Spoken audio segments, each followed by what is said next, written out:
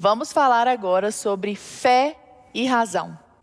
Natália, nessa mesma senda do Bruno, você é uma difusora, uma promotora da vida intelectual, né? Eu acompanho seu trabalho e eu fico encantada sempre com a sua precisão com relação aos conceitos, com o cuidado que você tem. Então dá para perceber que você é uma pessoa minudente no que diz respeito à vida intelectual, o que é fantástico, né? E aí nessa mesma senda, a minha pergunta é possível que uma pessoa seja extremamente racional e tenha fé? Certamente é possível. E eu posso falar sobre isso tanto citando exemplos de personalidades que assim procederam, quanto também dando argumentos propriamente teóricos.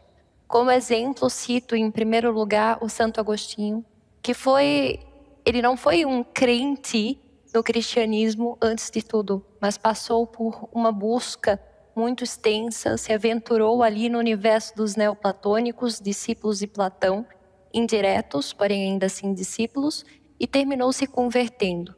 Além de citar o seu nome, cito também Aristóteles. Antes mesmo da revelação, o Aristóteles chegou pela razão ao motor imóvel a que chamou de Deus. O argumento aristotélico era o seguinte: ora, quando nós olhamos para os entes, ou seja, as coisas que estão no mundo, vemos que todas elas perecem.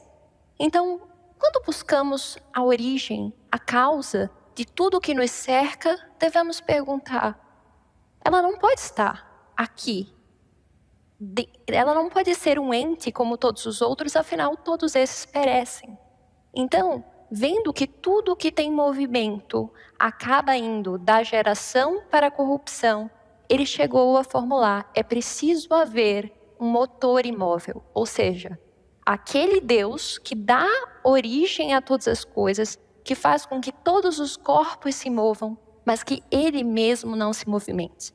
E aqui, clarificando essa questão conceitual, gostaria de acrescentar que o motor imóvel não é imóvel somente no sentido desse movimento espacial, mas o mais importante aqui é essa imobilidade em relação à corrupção. Então ele não se corrompe e está no plano da eternidade.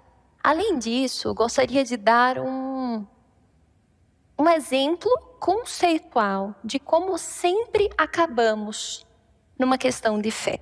Vejam só, o Heráclito dizia que tudo flui.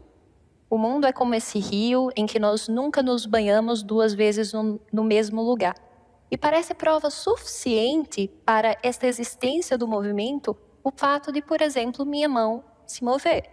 Aquilo que é evidente não precisa de argumentos para ser aceito, ao menos para os homens comuns. Mas temos um exemplo completamente oposto que surgiu a partir de Zenão. Zenão vai negar o movimento a partir da razão.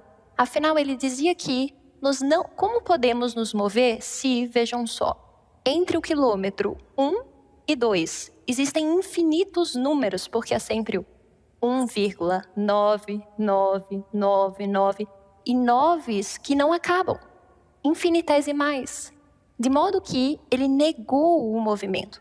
E nós vamos pensar: e agora? O que eu faço? Aceito, porque isso aqui parece prova suficiente de que há movimento.